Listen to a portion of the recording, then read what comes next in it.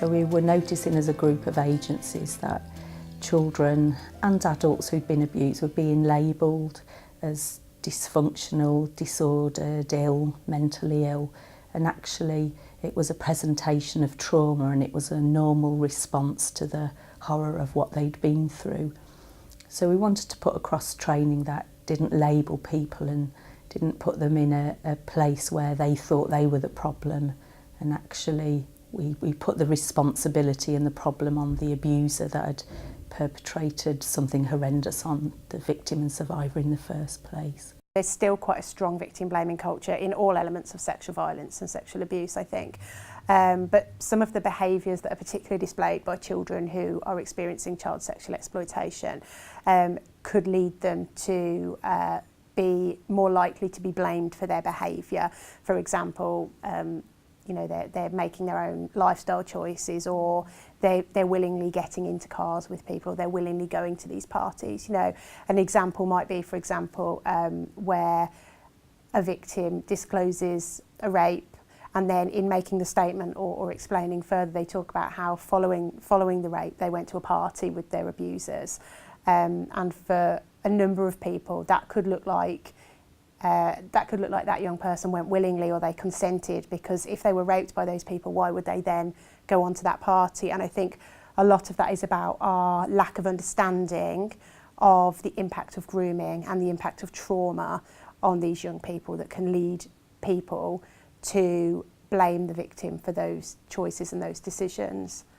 I think that perception that these young people are making a choice, that these young people are placing themselves at risk, has been a key part of our work throughout all elements of society, really. I mean, if you think of the attitude that historically has been taken to missing young people, that they're troublemakers, oh, they've gone again, oh, they're not interested when I go to offer some support, they'll tell me to go away, they don't want to engage.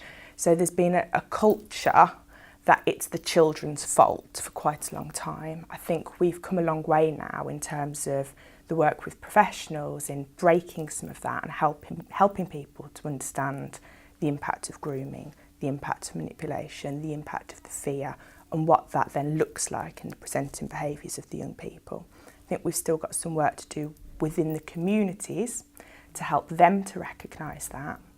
And to help them to be able to identify not only when they might see a child or a young person at risk, but also when they might be seeing something that is offending behaviour.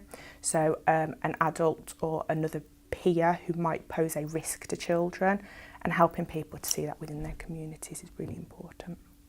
The use of language is so important in terms of the impact on the victim themselves, in terms of them feeling like they're being believed and worthy of support, and also in terms of the impact that could have on their future recovery and their future experiences.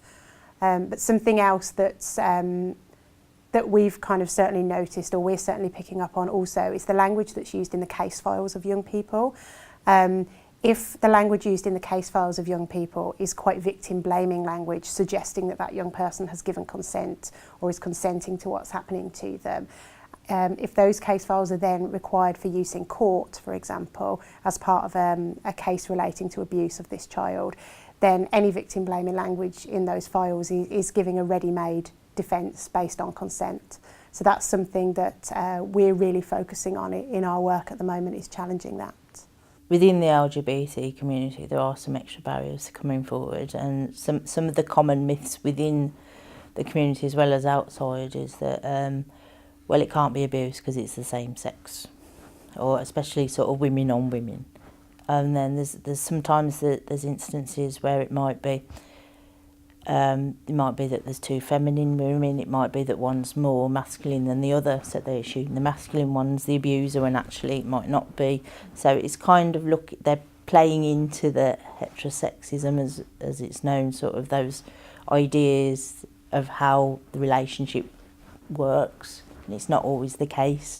There are a couple of different scenarios. So one where maybe a survivor has never disclosed, they kept it very much a secret, whatever they have experienced, and therefore it just kind of gets tangled up, especially if we've experienced something very young. It then, as your identity begins to grow and as you begin to experience other things that happen in life, you know, whether you're in and out of school and then you in and out of different friendships, relationships, just very kind of everyday stuff that we all experience, it gets very tangled up in all of those other experiences as we try to form our identity. Blame sometimes can happen as well from the fallout of trauma. So when we disclose maybe to somebody, and I use kind of we because I just think sexual abuse is something that can affect anybody. So I think to say, you know, them and us is a really unfair. I think it's quite a judgmental thing to do. So I kind of say we to encapsulate all people. So when you might disclose to somebody about something that's happened to you, the fallout from that can be really traumatic and can be more traumatic than actually sometimes what's happened, because you can sometimes contain the abuse that you've experienced or the violence that you've experienced. You can contain it in yourself, and it all gets all tangled up in our identity and our feelings and our personality and what we think is right, what we think is wrong, and the confusion about that. But then once we tell somebody else, their reaction will inform sometimes how we feel about it. So we look for a cue from that other person. And so sometimes it can be, which I suppose is very common, that people always think it will be somebody really doesn't believe me and therefore I must be lying, it must be my fault, and then the blame kind of begins then to re-establish itself.